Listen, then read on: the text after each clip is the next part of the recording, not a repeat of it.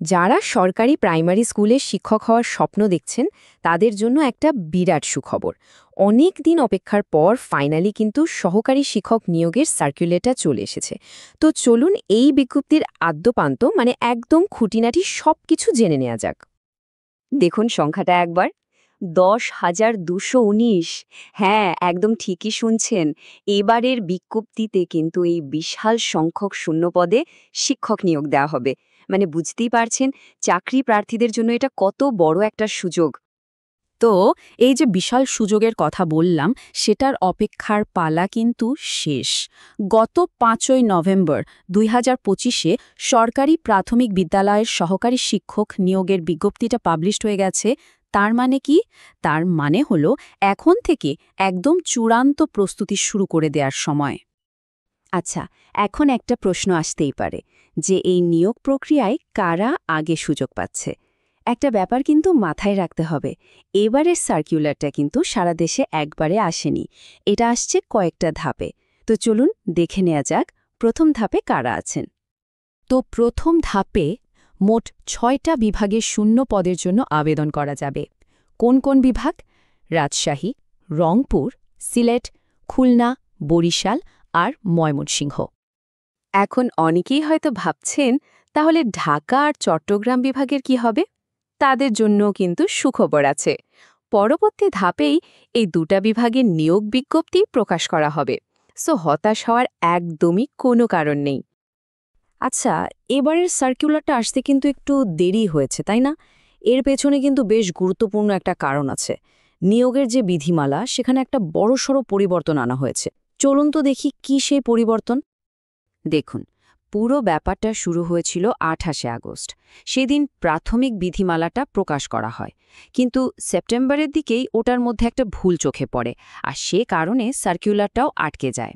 শেষ পর্যন্ত নভেম্বরের 2 তারিখে সেই ভুলটা ঠিক করে নতুন একটা বিধিমালা প্রকাশ করা হয়, আর সেই নতুন নিয়ম অনুসারেই কিন্তু এই নিয়োগটা হচ্ছে।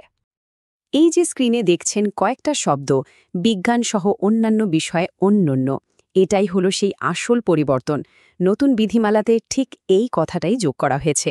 আর এটা কিন্তু বিজ্ঞান বিভাগের স্টুডেন্টদের জন্য খুবই স্পেশাল একটা মেসেজ। পুরনো আর নতুন নিয়মের মধ্যে পার্থক্যটা তাহলে কি দাঁড়ালো?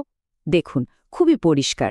আগের নিয়মে শুধু লেখা ছিল অন্যান্য বিষয়ে, আর এখন নতুন নিয়মে সেখানে বিজ্ঞান সহ শব্দটা যোগ করা হয়েছে। এর মানেটা খুব সহজ। নিয়োগের ক্ষেত্রে সায়েন্স থেকে যারা পাশ করেছেন তারা এখন একটা বিশেষ অগ্রাধিকার পাবেন। তো নিয়ম কানুনের কথা তো হলো, এখন আসি সবচেয়ে দরকারি অংশে, আবেদন করতে হলে কি কি যোগ্যতার শর্ত মানতে হবে। চলুন একটা একটা করে দেখে নিই।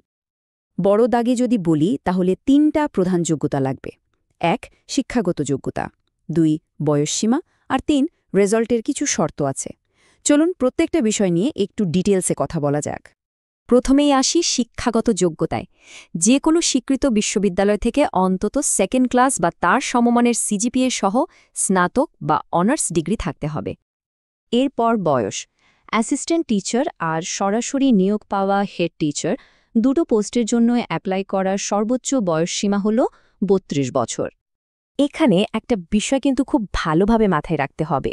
সেটা হলো আপনার পুরো শিক্ষা জীবনে একাডেমিক লাইফের কোনো স্টেজই 3rd ডিভিশন বা এর সমমানের কোনো রেজাল্ট থাকলে কিন্তু হবে না। এটা একদমই গ্রহণযোগ্য না। খুবই কড়া একটা শর্ত। আচ্ছা, সহকারী শিক্ষকের কথা তো অনেক হলো, এবার একটু প্রধান শিক্ষক পদে নিয়োগের নিয়মকানুনগুলো জেনে নেওয়া যাক কেমন, কারণ এটাই তো একজন সহকারী শিক্ষকের কেরিয়ারে এগিয়ে যাওয়ার রাস্তা। প্রধান শিক্ষক নিয়োগের সিস্টেমটা কিন্তু বেশ ইন্টারেস্টিং। মোট যতগুলো পদ আছে তার 80 ভাগই পূরণ করা হবে প্রমোশন দিয়ে, আর বাকি মাত্র 20 ভাগ পদে সরাসরি নিয়োগ হবে। এর মানে কি দাঁড়ালো? মানে হলো অ্যাসিস্ট্যান্ট টিচার হিসেবে জয়েন করলে প্রমোশন পাওয়ার সম্ভাবনা কিন্তু অনেক বেশি। তবে হ্যাঁ, এই প্রমোশনের জন্য কিন্তু কয়েকটা শর্ত আছে।